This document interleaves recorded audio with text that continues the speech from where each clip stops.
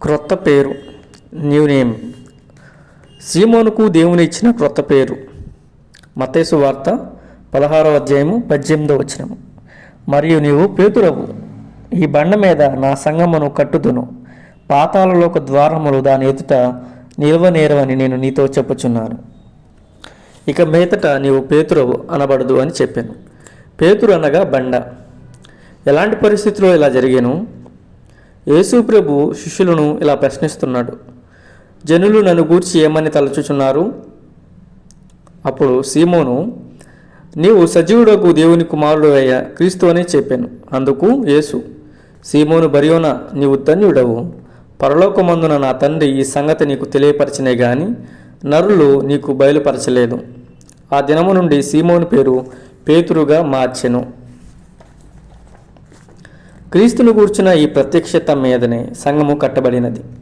అందువలనే ప్రభు, ఈ బండ మీద నా సంఘమును కట్టుదును, పాతాళలోక ద్వారములు దాని ఎదుట నిలవనేరవని చెప్పాను.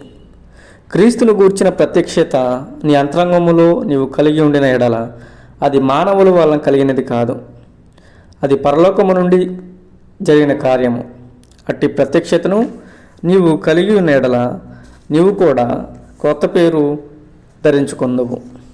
అప్పుడు పాతాళలోక ద్వారములు నీ ఎదుట నిలవజాలవు.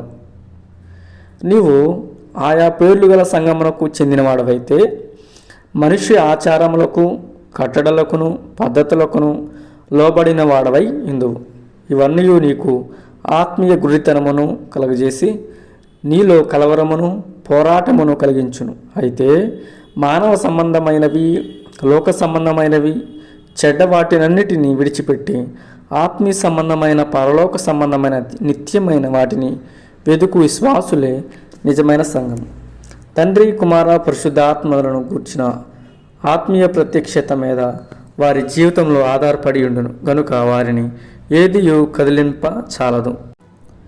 యేసు ప్రభువును మానసికముగా ఎరిగి ఉండి ఆయన అద్భుత కార్యముల గూర్చి తెలుసుకునేంత మాత్రమున రక్షింపబడలేము. ఈ భూమిపై ప్రభు అయిన యేసు కంటే ఎక్కువగా అద్భుతములు జరిగించిన వారు ఎవరు? ఆయనను బట్టి గొప్ప అద్భుతములు చూచిన వారందరూ ఆయనందు విశ్వాసం ఉంచలేదు.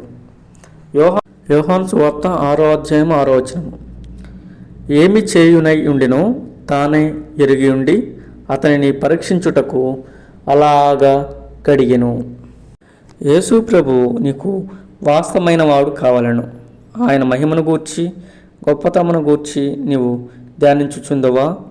నీవు ప్రభును ఎరిగినప్పుడే ఆరాధించగలవు. నీవు ఆయన ఆరాధించలేకపోయినచో ఆయన జ్ఞానములో నీవు ఎదగలేవు. సీమోను ఎన్నో బలహీనతలు కలిగినవాడు, అయినను అతడు ప్రభువును ఎరిగి ఉండెను. నీవు సజీవుడైన దేవుని కుమారుడు అయిన క్రీస్తు అని చెప్పాను. ఆయనను గూర్చి ఇట్టి అంతరంగ జ్ఞానము ప్రత్యక్షత కలిగి ఉన్నావా? అట్టి జ్ఞానముతోనే సంఘము కట్టబడుచున్నది. ప్రభువును గూర్చి అట్టి జ్ఞానము కలిగి ఉండిన ఎడల నీకు కూడా కొత్త పేరు ఇవ్వబడును. Praise the Lord. ఆమేన్.